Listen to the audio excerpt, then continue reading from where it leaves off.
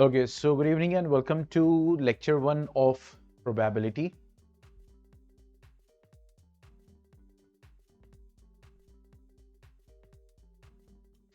ठीक है, तो इस चैप्टर में जो हम स्टडी करने वाले हैं कंटेंट जो है ऑलरेडी रिड्यूस हो चुका है, सिर्फ एक एक्सरसाइज अब रह गई इसमें, कुछ एग्जांपल्स हैं और एक्सरसाइजेज हैं। ठीक है, तो जो क्वेश्चंस, एक तो देखो इसमें यह है कि एक तो कॉन्सेप्ट को स्टडी करना है, ठीक है, फिर उसके बाद सॉल्यूशंस को कैसे प्रेजेंट करना है, ठीक है, और उस चीज को हमें जो है प्रॉपर्ली अंडरस्टैंड करना है। 9th क्लास में भी प्रोबेबिलिटी हम लोगों ने पढ़ा है, ठीक है। तो बेसिकली प्रोबेबिलिटी की अगर हम बात करें तो प्रोबेबिलिटी मींस पॉसिबिलिटी, जिसको हम कह सकते हैं कि कोई भी अगर इवेंट हो रहा है, कोई भी चीज हो रही है, जैसे मान लो कि हम एक कॉइन को टॉस करते हैं, ठीक है, ठीक है, टॉस अ कॉइन, ठीक है, ऐसे ही एक रैंडमली हम इसको करते हैं, मतलब एक रैंडम इस यू कैन से इस एक्टिविटी को करते हैं। तो अब होगा क्या कि जब हम कॉइन को टॉस करेंगे तो भाई एक पॉसिबिलिटी है कि हेड आ सकता है, एक पॉसिबिलिटी है कि टेल आ सकता है। अच्छा, यहां पे अगर हम बात कर रहे हैं तो अगर कॉइन की बात कर रहे हैं तो कॉइन बेसिकली जब भी हम लें तो हम एक फेयर सिचुएशन की बात कर रहे हैं, यानी जब भी हम इस एक्सपेरिमेंट को कर रहे हैं या फिर इस एक्टिविटी को कर रहे हैं, ठीक है, तो बेसिकली जो कॉइन है उसका वेट, उसका मास, उसका साइज, उसकी विड्थ, वो सब सेम है, ठीक है, और हम ये अज्यूम करके चल रहे हैं कि सिचुएशन सेम है, ठीक है, मतलब कॉइन जो है वो क्या है, अनबाइज्ड है। अनबाइज्ड मतलब कि ऐसा कुछ नहीं कि मान लो एक बार हमने 5 रुपीज का कॉइन उछाल दिया, दूसरी बार हमने 1 रुपए का कॉइन उछाल दिया, ठीक है। तो यहां पे जब हम कर रहे हैं तो ये हम एज्यूम करके चल रहे हैं, ठीक है। तो टॉसिंग जो हो रही है, मतलब किसी बायसनेस को न इंक्लूड करते हुए, किसी तरह का जो है, एक कहते हैं ना कि और कोई ऐसी सिचुएशन नहीं है कि एक वो पर्टिकुलर सिचुएशन को ही फेवर करे, ठीक है, ऐसा नहीं है। तो उस चीज को एज्यूम करते हुए चल रहे हैं और ये भी मान के चल रहे हैं कि जब हम कॉइन को टॉस करेंगे तो वो कॉइन जो है फ्लिप करता करता जो है वो जमीन पे आएगा, ठीक है। अब ऐसा नहीं है कि जमीन पे आया तो वो टेढ़ा गिर गया इधर, ये सब हम सिचुएशन को माइनस करते हुए चल रहे हैं, ठीक है। क्यों? क्योंकि अगर माइनस नहीं करेंगे तो या फिर जो सिचुएशन वहां पे है तो उसके अकॉर्डिंग रिजल्ट्स क्या आ सकते हैं, चेंज आ सकते हैं। तो अगर हम किसी कॉइन को टॉस कर रहे हैं बेसिकली, ओके, यानी कोई एक्टिविटी कर रहे हैं, तो उसको हम क्या बोलते हैं, एक्सपेरिमेंट, ठीक है। जैसे यहां पे मैं ऐसे लिखूं, टॉस अ कॉइन, तो ये हमारे लिए क्या हो जाएगा, एक्सपेरिमेंट हो जाएगा, ठीक है, एक्सपेरिमेंट हो जाएगा। अब कॉइन को जब टॉस करेंगे तो या तो हमारे पास क्या आएगा, हेड आएगा, ठीक है, या फिर क्या आएगा, टेल आएगा। जो हम टॉप पे देख रहे हैं कि ऊपर क्या आएगा, तो हेड आएगा या फिर टेल, ठीक है भाई, हेड आएगा या टेल आएगा। तो ये जो हेड आ रहा है या फिर टेल आ रहा है, ये हमारे क्या हो जाएंगे, आउटकम्स, क्या हो जाएंगे, आउटकम्स, ठीक है। यानी हम कॉइन को टॉस कर रहे हैं तो या तो हेड आ सकता है या तो टेल आ सकता है। तो ये क्या होगा, ये इस एक्सपेरिमेंट के क्या कहलाएंगे, आउटकम्स कहलाएंगे, ठीक है। क्या क्या आउटकम्स आ सकते हैं, क्या क्या पॉसिबिलिटी है, ठीक है। उसके बाद जब हम कोई भी एक्सपेरिमेंट कर रहे हैं, उन आउटकम्स में से जिसकी प्रोबेबिलिटी को पूछा जाता है, यानी मैं ये कहूं कि कॉइन को टॉस कर रहा हूं तो हेड आने की प्रोबेबिलिटी क्या है, तो जितनी भी आउटकम्स हैं उसमें से जिसकी भी प्रोबेबिलिटी को पूछा जाता है, ठीक है, जिसकी भी प्रोबेबिलिटी को पूछा गया, जैसे मैंने यहां पे पूछा कि प्रोबेबिलिटी ऑफ हेड क्या होगा, ठीक है, तो उसको हम क्या बोलते हैं, that is called what the event, उसको हम इवेंट कहते हैं। यानी इवेंट वो आउटकम है जिसकी प्रोबेबिलिटी को पूछा जा रहा है। बात समझ में आ रही है?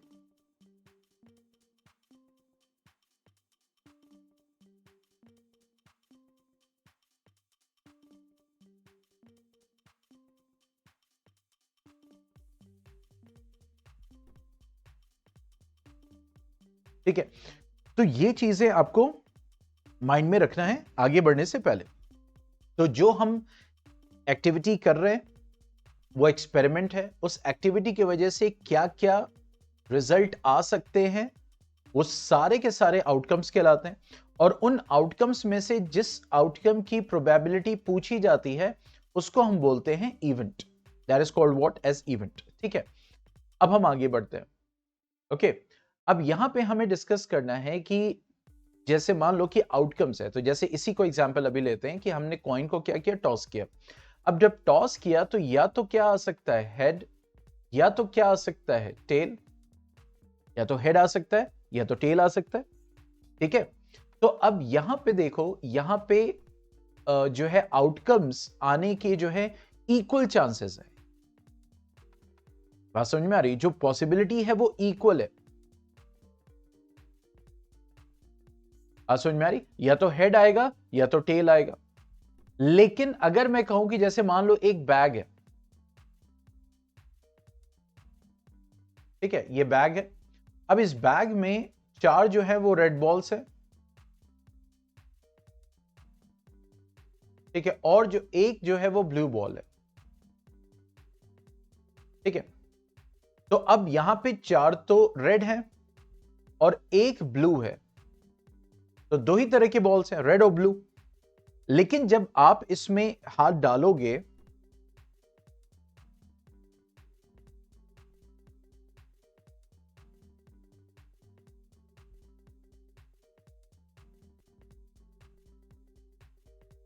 तो यहां पे हम बात कर रहे थे कि यहां पे रेड बॉल है और ब्लू बॉल है, लेकिन 4, जैसे यहां पे एक हेड है और एक ही टेल है। ठीक है, एक हेड है एक ही टेल है, लेकिन यहां पे 4 रेड है और एक ब्लू है। तो आप जब हाथ डालोगे ऐसे और उसमें से रैंडमली कोई बॉल निकालोगे तो रेड निकल सकता है, दूसरी बार डालोगे तो भाई ब्लू और रेड दोनों के चांसेस है। तो आउटकम्स जो हैं यहां पे इक्वल नहीं है, they are not, you can say you can say they are not equally likely। यहां पे क्या है कि एक हेड होगा और एक ही टेल है, ऐसा तो नहीं है एक हेड और 3 टेल है। तो यहां पे क्या कहलाएगा? हम इसको बोलेंगे क्या? They are equally likely outcomes. Equally likely outcomes. ठीक है, क्योंकि एक हेड है या तो एक टेल होगा, भाई एक कॉइन है उसका एक हेड या एक टेल होगा। तो यहां पे इक्वली लाइकली आउटकम्स आने के चांसेस है। लेकिन यहां पे क्या है? देखो 4 रेड है और एक ब्लू है। ठीक है, so they are not equally likely items, outcomes हम कह सकते हैं। भाई ऐसा अगर ये होता है कि एक रेड है, यानी बैग में एक रेड है और एक ब्लू है,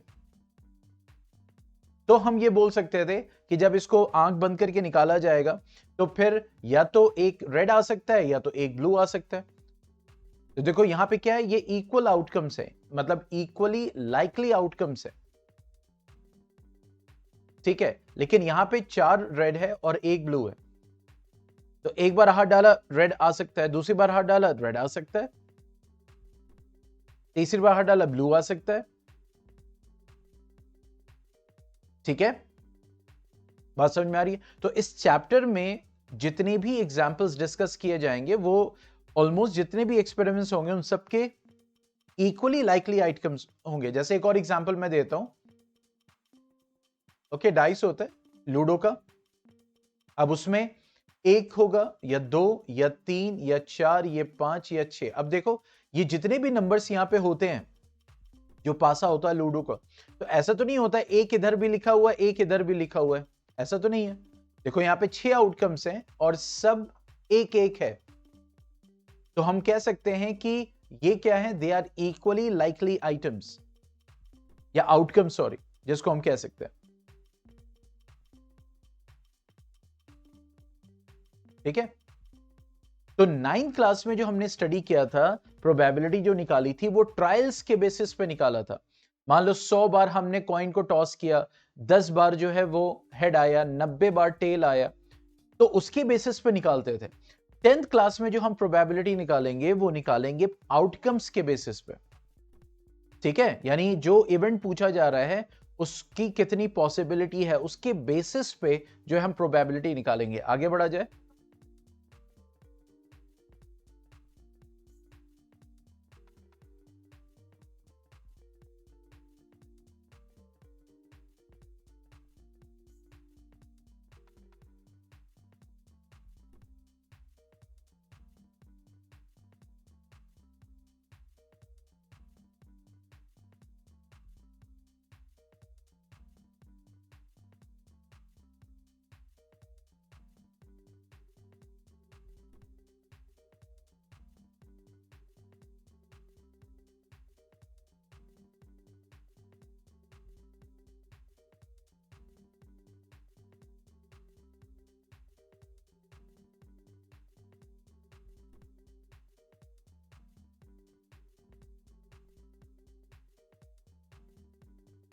यस है ना, आगे बढ़ा जाए।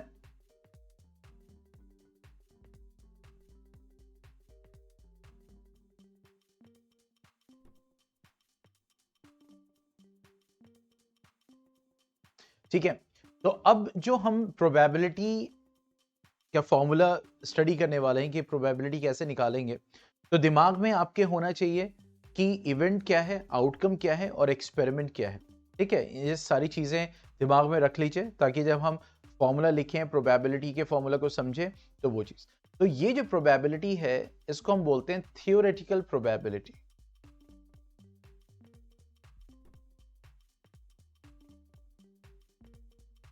ठीक है, या फिर इसको बोला जाता है क्लासिकल प्रोबेबिलिटी।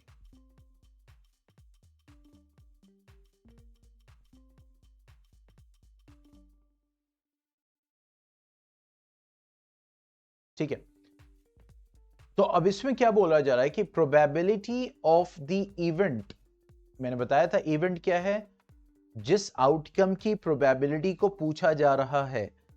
हेड और टेल दो आउटकम्स हैं। अब मैं पूछ रहा हूं कि हेड की प्रोबेबिलिटी क्या है, तो यहां पे हेड क्या हो गया, इवेंट हो गया।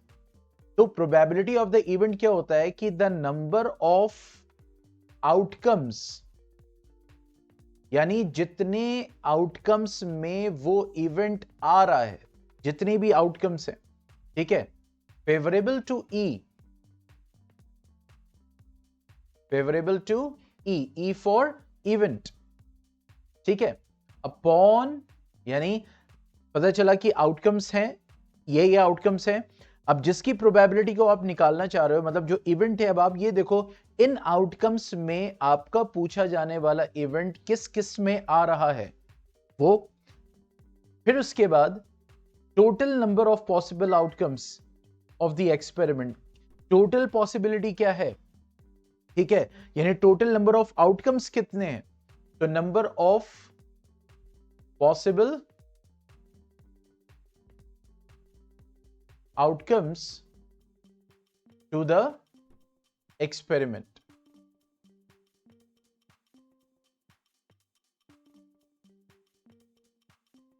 ठीक है,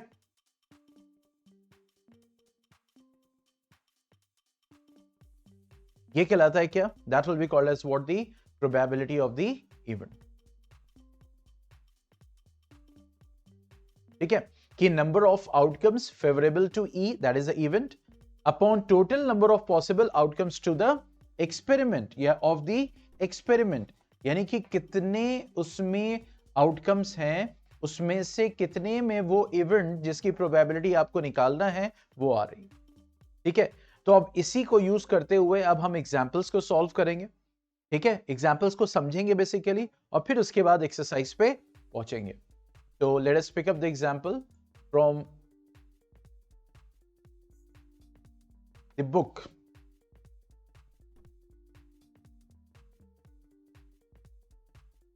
Just few seconds.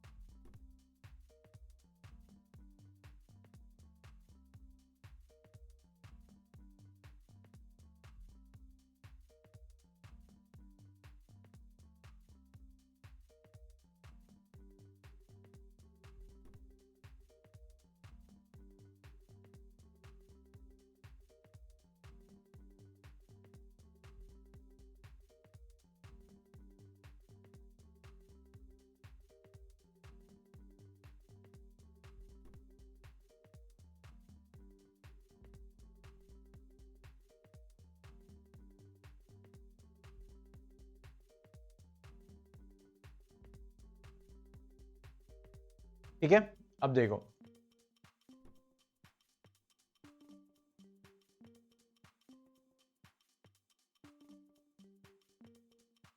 ठीक है, अब यहां पे इसको देखेंगे, एग्जाम्पल 1 को देखो क्या बोल रहा है।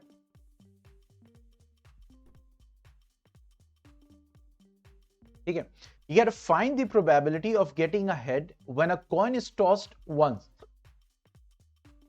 यानी एक बार कॉइन को क्या किया जा रहा है, टॉस किया जा रहा है। ठीक है, तो कह रहा है also find the probability of getting a tail. तो कह रहा है एक बार जो है, एक बार कॉइन को टॉस किया जा रहा है तो हेड की प्रोबेबिलिटी कितनी होगी। ठीक है, what is the probability of the head, ये हमें निकालना है। ठीक है, फिर कह रहा है कि प्रोबेबिलिटी ऑफ टेल भी निकालो। तो सबसे पहले जब कोई भी सोल्यूशन इस टाइप का करते हैं, प्रोबेबिलिटी का सोल्यूशन सॉल्व करते हैं, ठीक है, तो यहां पे क्या लिखते हैं, सबसे पहले पॉसिबल आउटकम्स क्या है। ठीक है, what we write, what are the possible outcomes. ठीक है, सो पॉसिबल आउटकम्स यहां पे हम लिखते हैं। ओके, पॉसिबल आउटकम्स में क्या क्या हो जाएंगे। ठीक है, देखो हेड हो जाएगा। ठीक है भाई, हेड आ सकता है या फिर क्या आ सकता है, टेल आ सकता है। उसके बाद हम क्या लिखेंगे, हम लिखेंगे अपना फॉर्मूला। ठीक है, अच्छा इवेंट क्या है पहले वाले केस में, अगर पहले वाले केस में देखा जाए तो यहां पे इवेंट क्या है, इवेंट है हेड। हेड निकालना है ना, ये हेड की प्रोबेबिलिटी कितनी है। ठीक है, तो इवेंट हमारा क्या है, हेड हो गया। तो अब प्रोबेबिलिटी ऑफ इवेंट क्या होता है, ई for event that is head. तो ये वही फॉर्मूला लिखेंगे, नंबर ऑफ आउटकम्स। फॉर्मूला लिखना जरूरी है, मस्ट है। Number of outcomes favourable to E, मैं शॉर्ट में लिख दे रहा हूं, upon total number of possible outcomes. इतना भी लिख के रख सकते हैं।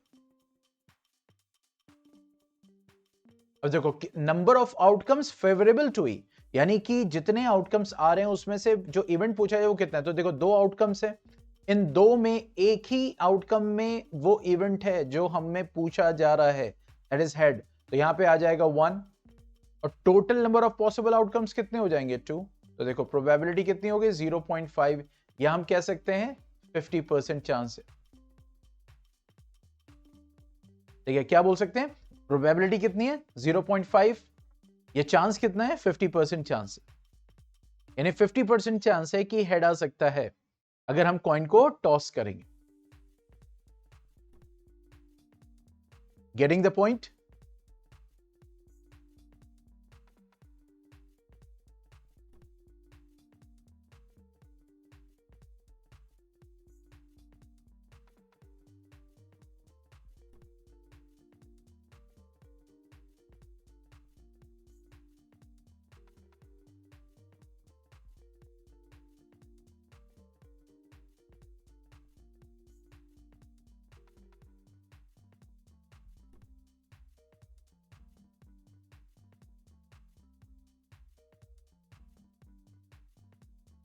ठीक है, अब सेकंड में क्या, उसी में क्या पूछ रहा है, टेल की भी प्रोबेबिलिटी निकालो।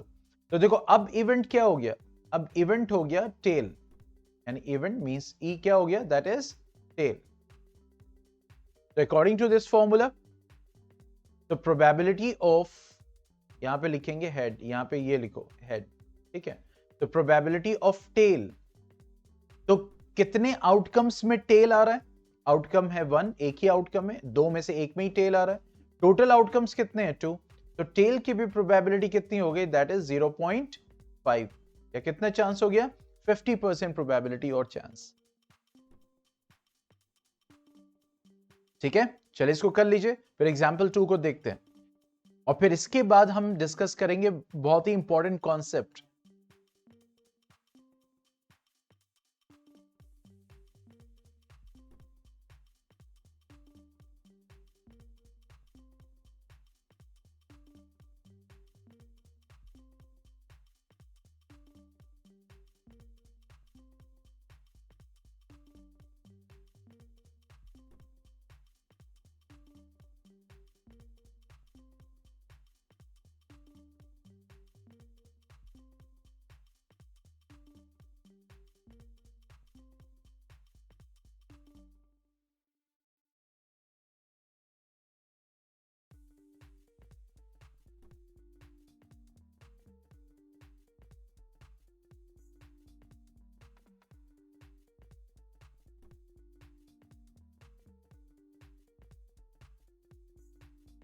Yes, is it done?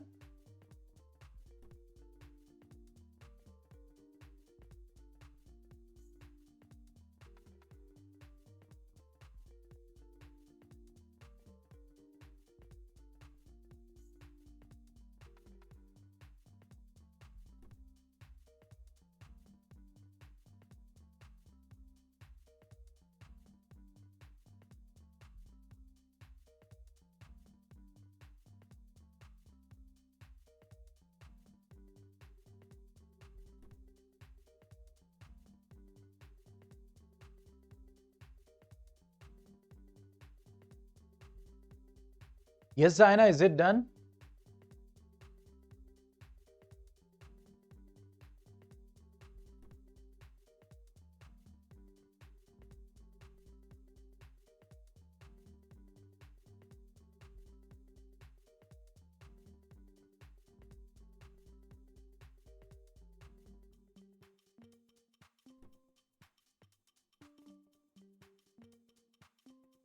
Zaina, I'm not getting the reply, beta.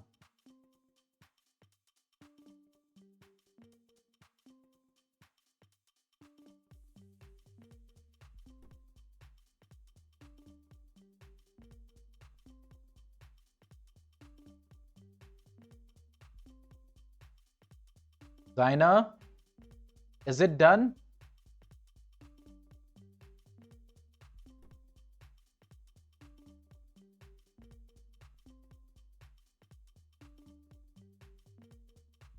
Zaina, are you there?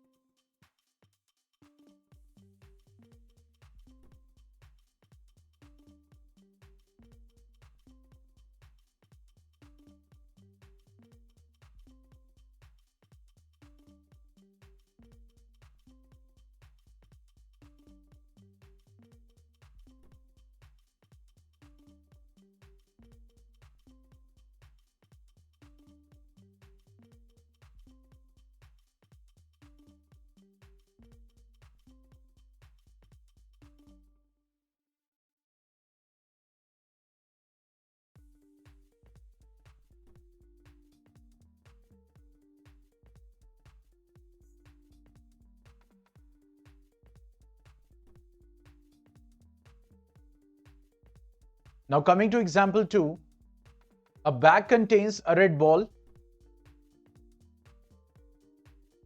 a blue ball and a yellow ball. Means एक बैग है,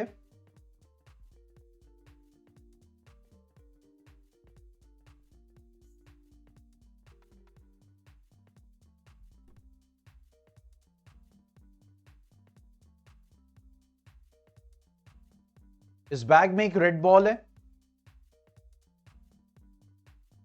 इस बैग में एक ब्लू बॉल है और इस बैग में एक येलो बॉल है। तो ये कह रहा है कि all balls being of same size, ये सारे सेम साइज के। उसके बाद कह रहा है कि Kritika takes out a ball from the bag without looking into it, यानी उसको बैग में से बॉल निकालना है। तो कह रहा है what is the probability that she takes out the yellow ball. तो अब इसमें जब हम देखेंगे इस एग्जाम्पल में, तो हमारे आउटकम्स, जो पॉसिबल आउटकम्स हैं, वो कौन कौन से? तो पॉसिबल आउटकम्स, रेड बॉल है, ठीक है, और रेड बॉल एक ही है। ब्लू बॉल है, ब्लू बॉल भी एक ही है, और येलो बॉल है, और येलो बॉल भी एक ही है, ठीक है। तो इसका मतलब टोटल आउटकम्स जो है वो कितने हैं? 3 हैं। अब पहले वाले केस में जो इवेंट है, इवेंट मतलब अब ये कह रहा है कि येलो बॉल निकालने की प्रोबेबिलिटी क्या होगी, तो इसका मतलब इवेंट यहां पे क्या हो जाएगा, येलो बॉल हो जाएगा। तो प्रोबेबिलिटी ऑफ येलो बॉल, या पहले सबसे पहले फॉर्मूला लिखेंगे, that is probability of event is number of outcomes favorable to E upon total number of outcomes.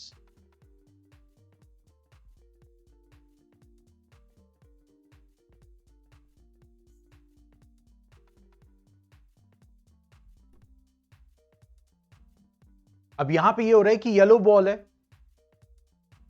ठीक है, तो येलो बॉल इन तीनों आउटकम्स में से एक ही आउटकम में आ रहा है येलो बॉल, तो इसका मतलब ये हो गया कि तीनों आउटकम्स में से सिर्फ एक आउटकम में येलो बॉल है, तो यहां पे आ जाएगा 1, और कितने आउटकम्स हैं 1 2 3, तो ये हो जाएगा 3, तो यहां पे प्रोबेबिलिटी होगी येलो बॉल की 1/3। बात समझ में आई?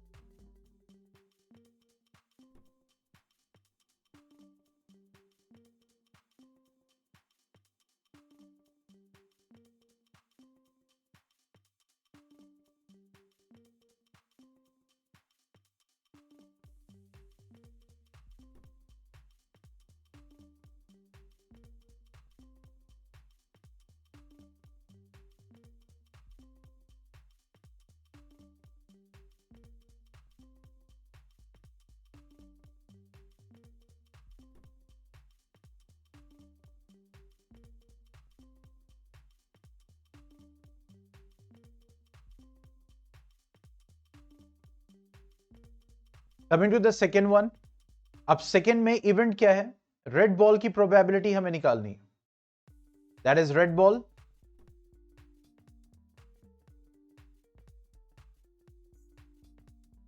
ठीक है। अब इस रेड बॉल की प्रोबेबिलिटी जब निकालेंगे तो प्रोबेबिलिटी ऑफ रेड बॉल क्या हो जाएगा, अब 3 आउटकम्स हैं, तीनों आउटकम्स में से सिर्फ एक आउटकम में रेड बॉल है, और टोटल नंबर ऑफ आउटकम्स कितने हैं, दैट इज 3, तो इसकी भी प्रोबेबिलिटी कितनी हो जाएगी 1/3, यानी रेड बॉल निकलने की प्रोबेबिलिटी कितनी हो जाएगी 1/3। या इसको आप डेसिमल में भी ले सकते हैं 0.33, या इसको हम परसेंटेज में भी लिख सकते हैं, दैट इज 33%, ठीक है। इसी तरीके से नेक्स्ट में इवेंट क्या है, दैट इज ब्लू बॉल,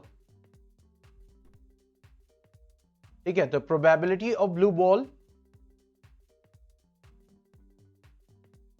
कितना हो जाएगा, तो देखो तीन आउटकम्स में से एक ही आउटकम में ब्लू बॉल है, और टोटल आउटकम्स 3 हैं, तो 1/3, तो 3 बॉल्स थी अलग अलग, तीनों के निकलने की भी प्रोबेबिलिटी कितनी आ रही है 1/3,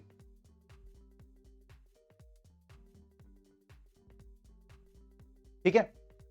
अब जरा गौर से देखो इधर, यहां तक कर लीजिए, जल्दी से डन लिखिए, फिर आगे जो इंपॉर्टेंट कॉन्सेप्ट है उसको डिस्कस करना है। ये इसको करके डन लिखिए, फिर आगे बढ़ते हैं इन दोनों एग्जाम्पल्स में से। अब देखो यहां पे अगर हम देखें एग्जाम्पल 1 में जो हमने डिस्कस किया कि प्रोबेबिलिटी ऑफ हेड और प्रोबेबिलिटी ऑफ टेल, जरा उसको ऐड करो, तो देखो ये था 1/2 प्लस 1/2, देखो कितना आ रहा है 1। एग्जाम्पल 2 में देखो probability of yellow ball plus probability of red ball, क्योंकि जितने भी आउटकम्स थे सबके आपने प्रोबेबिलिटी निकाल ली है, ठीक है। प्रोबेबिलिटी ऑफ ब्लू बॉल, इसको जब ऐड करोगे 1/3 प्लस 1/3 प्लस 1/3, देखो आंसर कितना आ रहा है 1, देखो यहां भी 1 आ रहा है, यहां भी 1 आ रहा है। तो यहां से क्या हम पता लगाते हैं, यहां से हमें क्या पता चलता है बेसिकली, कि जब हम किसी भी एक्सपेरिमेंट के आउटकम्स के इवेंट्स की प्रोबेबिलिटी निकालते हैं, तो जितने भी इवेंट्स होंगे, यानी जितने भी आउटकम्स हैं, ठीक है, उनकी जो जो प्रोबेबिलिटी है, जब ऐड करोगे it will come out to be maximum 1। इसीलिए कहा जाता है कि प्रोबेबिलिटी जो है वो 0 से लेकर 1 तक होती है।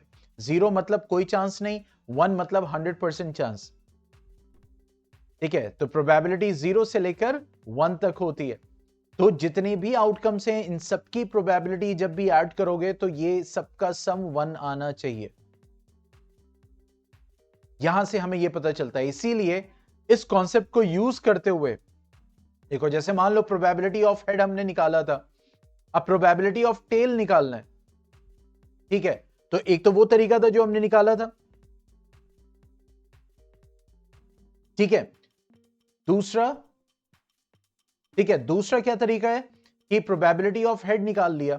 अब दूसरा आउटकम जो है वो टेल ही है, भाई दो ही है, तो 1 में से हाफ माइनस कर दो। देखो 1 मैक्सिमम प्रोबेबिलिटी होती है। अब हेड हम निकाल चुके हैं तो हेड की प्रोबेबिलिटी को माइनस करो, देखो हाफ आ जाएगा। तो देखो टेल की प्रोबेबिलिटी आ गई इस कॉन्सेप्ट से। इसी तरीके से प्रोबेबिलिटी ऑफ ब्लू निकालना है, तो देखो 1 minus probability of yellow plus probability of red, यानी ब्लू की निकालना है प्रोबेबिलिटी। तो ब्लू के अलावा जो आउटकम्स हैं रेड और येलो, इनकी प्रोबेबिलिटीज को ऐड करके 1 में से माइनस करो, तो देखो 1 माइनस, यहां पे क्या हो जाएगा 1/3 प्लस 1/3, तो ये हो जाएगा 1 माइनस 2/3, तो ये हो जाएगा 3 माइनस 2/3, दैट इज 1/3। देखो आ गया, ब्लू की प्रोबेबिलिटी देखो 1/3 थी, यहां भी 1/3 आ रहा है।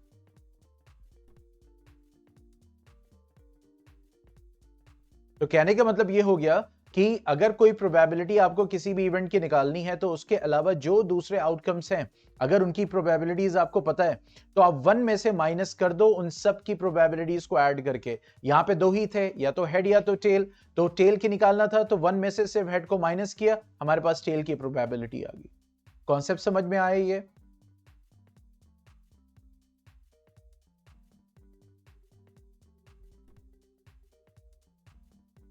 ठीक है, तो यहां पे हम ये बोल सकते हैं कि sum of the probabilities, sum of the probabilities of all the elementary events,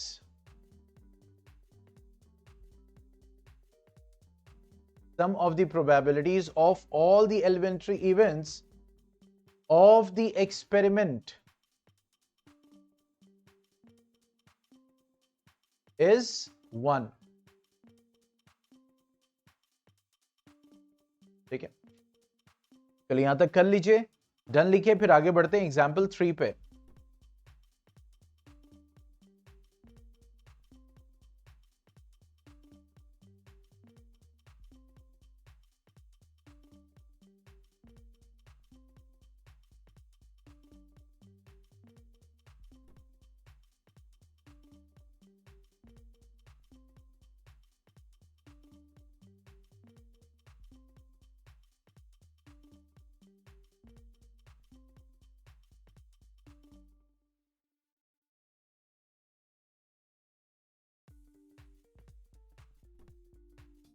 ठीक है, चलिए नाउ कमिंग टू एग्जाम्पल 3।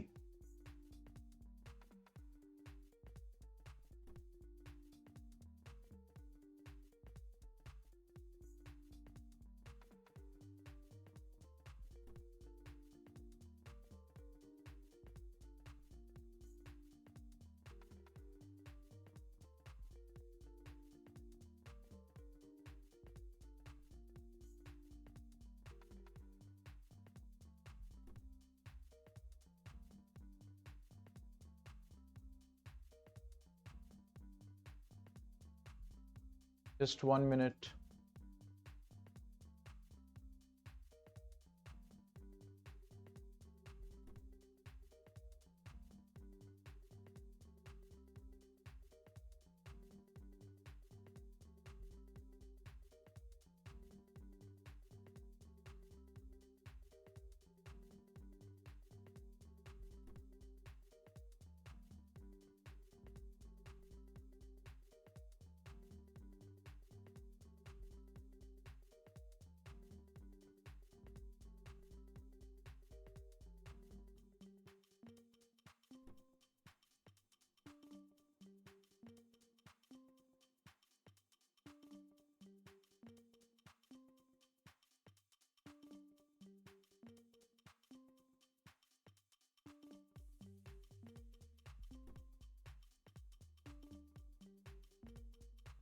ठीक है, अब देखो एग्जाम्पल 3 में बोल रहा है कि suppose we throw a die once.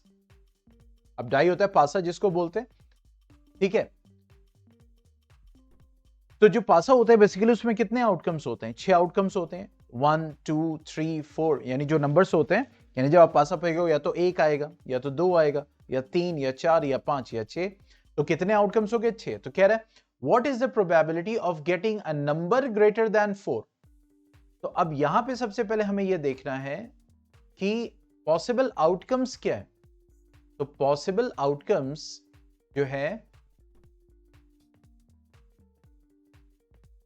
वो क्या है? 1 आ सकता है, या 2 आ सकता है, या 3 आ सकता है, या 4 आ सकता है, या 5 या 6। अब फर्स्ट में जो पूछ रहा है, जो हमारा इवेंट है, इवेंट क्या है? इवेंट है अ नंबर ग्रेटर देन 4, यानी जब फेंका जाए, जो इवेंट हमारा क्या? नंबर ग्रेटर देन 4, या फिर हम ऐसे भी लिख सकते हैं x ग्रेटर देन 4, ठीक है।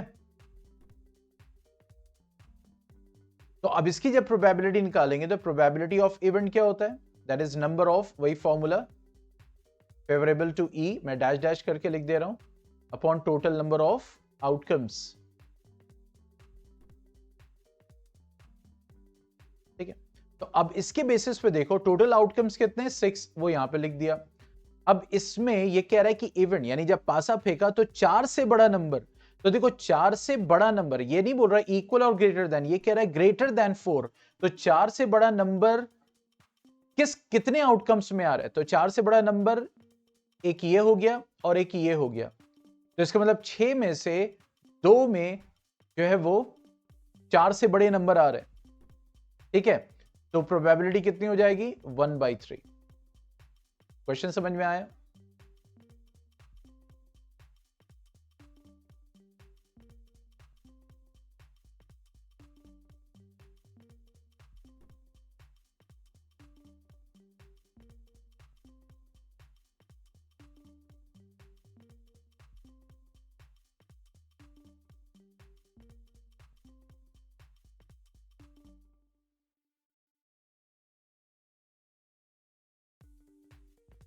ये पार्ट समझ में आया?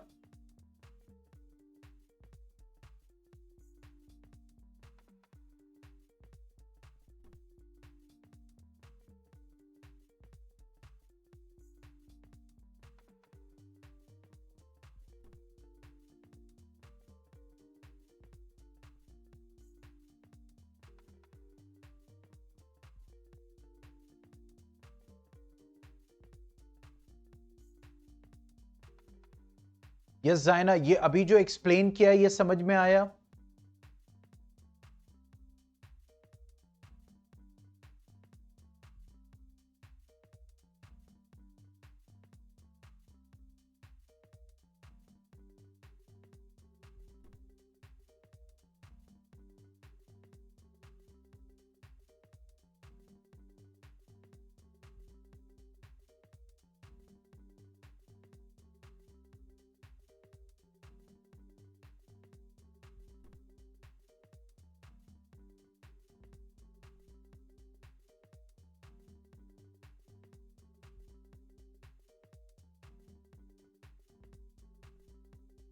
जायना, मैंने अभी ये फर्स्ट पार्ट एक्सप्लेन किया है, ये समझ में आया?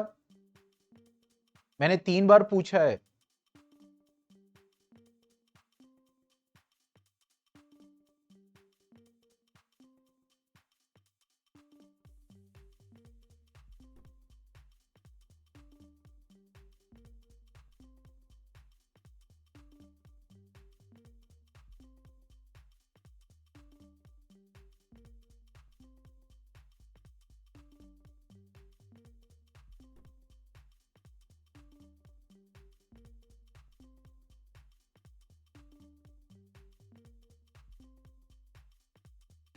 जायना, मैंने ये क्वेश्चन नहीं किया है कि हो गया कि नहीं किया, मैंने ये अभी एक पार्ट एक्सप्लेन किया था। मैंने ये पूछा है कि ये समझ में आया कि नहीं आया, उसके आगे मुझे कुछ बताना था।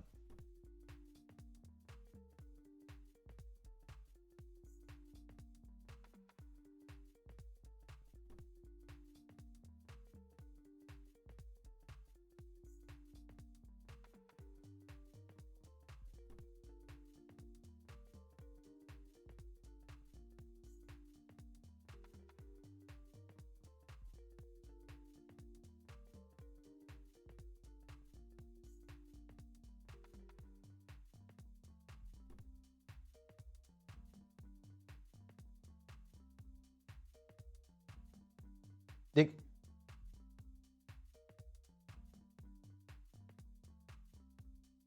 इसीलिए जाना इस चीज को समझ लीजिए। मैं फिर से इसको आपको एक बार कह रहा हूं, शायद वो चीज नहीं क्लियर हो पा रही है। जब मैं कोई चीज एक्सप्लेन कर रहा हूं, ठीक है, उसके बाद में जब डन का होता है तो मैं खुद बोलता हूं ना कि इस चीज को कर लीजिए, डन लिखे, फिर आगे बढ़ते हैं। लेकिन अगर कोई चीज मैं एक्सप्लेन कर रहा हूं और इस बीच में मैं क्वेश्चन पूछ रहा हूं कि ये चीज समझ में आई कि नहीं आई, तो उसका रिप्लाई मेरे लिए मस्ट है, क्योंकि उससे रिलेटेड कुछ मुझे बताना हो सकता है।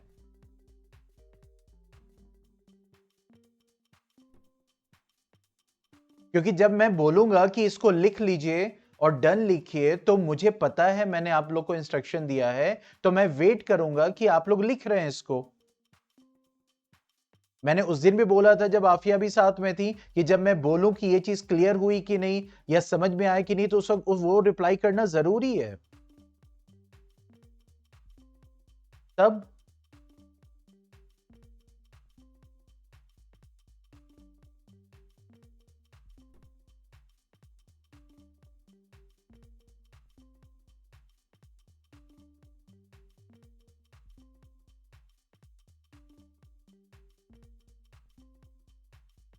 अब यहां पे क्वेश्चन दिया हुआ है, अब इसी में थोड़ा सा चेंज करते हैं। मैं कंटिन्यू करूंगा जायना, you don't have to tell me again and again, you can continue. इस चीज को समझिए बेटा, जो यहां पे चल रहा है, मैं इंटरैक्टिव सेशन आपका ले रहा हूं।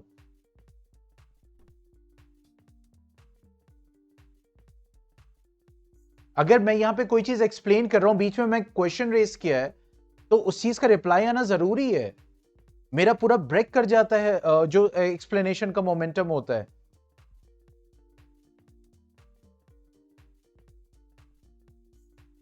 मैं ये चीज पहले भी मैं ये चीज एक्सप्लेन कर चुका हूं, इस चीज के बारे में बोल चुका हूं मैं।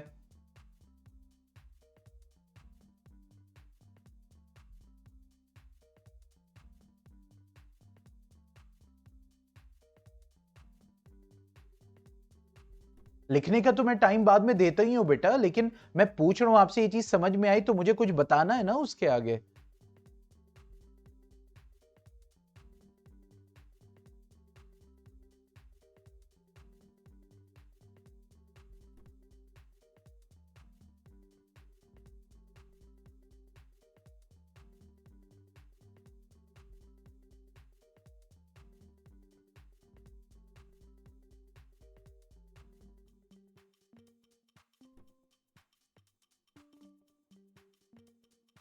यहां पे पता है, मैं आपको बताऊं, यहां पे ये एग्जाम्पल एंड हुआ है। यहां पे मैंने इसको एंड नहीं किया था, इसीलिए मैं बार बार पूछ रहा था ये समझ में आया कि नहीं आया, ताकि मुझे इसके आगे एक चीज बतानी थी, फिर मुझे आपको बोलना था कि इसको कर लीजिए। आप लोग साथ में लिखते ही हैं, वो तो मैं पता ही है कि आप लोग साथ में लिख रहे हैं, नोट डाउन कर रहे हैं। एकदम सिंपल सी चीज है।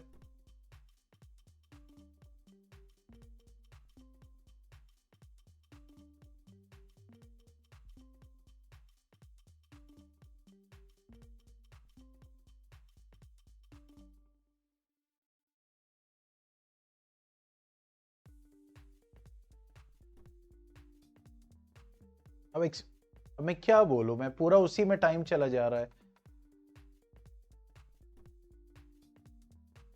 ऑलरेडी एक तो इंटरनेट चला गया, मोबाइल इंटरनेट से कनेक्टेड है, तो मुझे डाउट हो जाता है कि पता नहीं चला कि स्ट्रीम हो रहा है कि नहीं हो रहा है। बहरहाल मेरी स्क्रीन पे तो हो रहा है, आप लोग नहीं समझ रहे इस चीज को बेटा।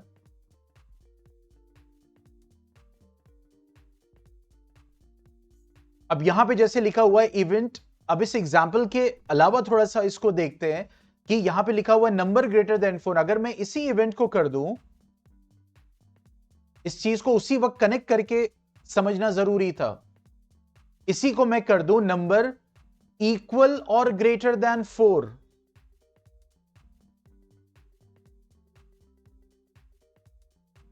अब यहां पे यही चीज मैं कर दूं अलग, इक्वल और ग्रेटर देन 4।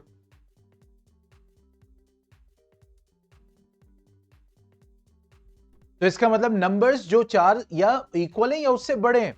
तो अब यहां पे देखो क्या हो जाएगा, कैसे चेंज हो जाएगा स्टेटमेंट से। अब 4 या उससे बड़े, तो इसमें 4 भी आएगा, 5 भी आएगा और 6 भी आएगा, तो probability of this event will become what? तो 3/6 इसका हो जाएगा 1/2।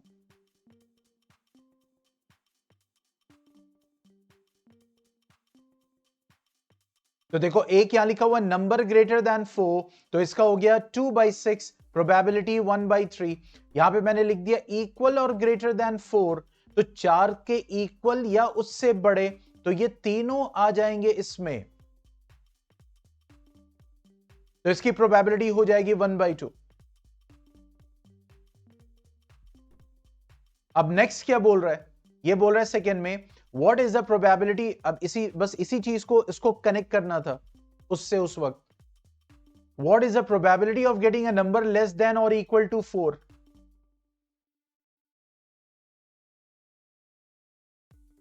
तो अब सेकेंड वाले में क्या बोल रहा है? इवेंट क्या है? ठीक है, ये कह रहा है लेस देन और इक्वल टू 4, मतलब कि या तो 4 के बराबर या उससे कम। तो यहां पे अगर इस प्रोबेबिलिटी को लेंगे, देखो अब इसको और कैसे रिप्रेजेंट करते हैं, नंबर लेस देन और इक्वल टू 4।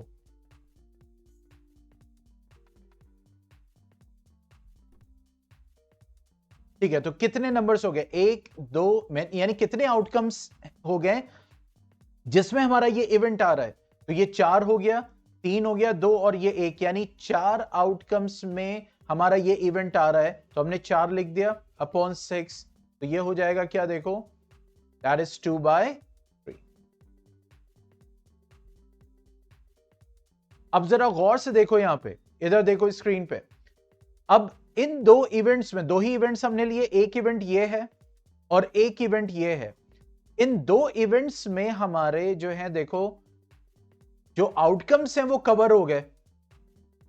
तो अगर हम 1 में से 2/3 माइनस कर रहे हैं तो देखो हमें 1/3 मिल रहा है, देख रहे हैं? तो अगर 2 में कवर हो गए तो यहां पे 1/3 आ रहा है, लेकिन यहां पे तो 1/2 आ रहा है। तो ऐसा क्यों हो रहा है? क्योंकि देखो 4 जो है यहां पे ग्रेटर देन 4 था, ठीक है? देखो ग्रेटर देन 4, नहीं सॉरी ये है 1/3, सही तो है, सॉरी इसको नहीं, ये तो हमने डिस्कस किया था, ठीक है? ये है क्वेश्चन, तो 1/3 है, तो देखो 1/3 आ रहा है। तो देखो क्यों? क्योंकि इन दो इवेंट्स में हमारे सारे आउटकम्स कवर हो गए। इस वाले इवेंट में देखो हमारे ये 2 कवर हो गए, इस वाले इवेंट में हमारे ये 4 कवर हो गए। तो अब इस इवेंट और इस इवेंट का सम 1 होना चाहिए। तो देखो 1 में से 1/3 माइनस कर रहे हैं, तो देखो कितना आ रहा है? 2/3। देखो इसकी प्रोबेबिलिटी आ गई। तो कहने का मतलब वही है कि जब हम सारे इवेंट्स का सम करें तो प्रोबेबिलिटी 1 से ज्यादा नहीं आनी चाहिए। 1/3 हो गया, 2/3 आ रहा है, ये देखो 1/3 2/3 कितना हो गया? 3/3 विच इज इक्वल टू 1। तो इन दो इवेंट्स में सारे आउटकम्स कवर हो गए, तो इन दो इवेंट्स का सम 1 के बराबर होना चाहिए। अगर इन दो इवेंट्स के बाद भी कोई आउटकम छूट जाता, ठीक है, तब इन दोनों का सम 1 नहीं हो सकता था।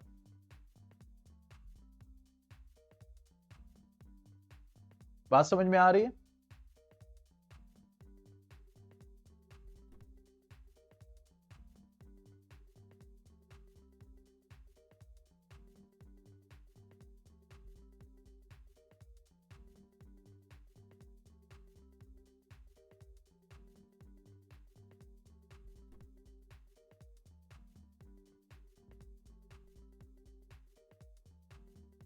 चलिए फिर कल मिलते हैं, अब इसके आगे हम कल डिस्कस करेंगे इंशाल्लाह।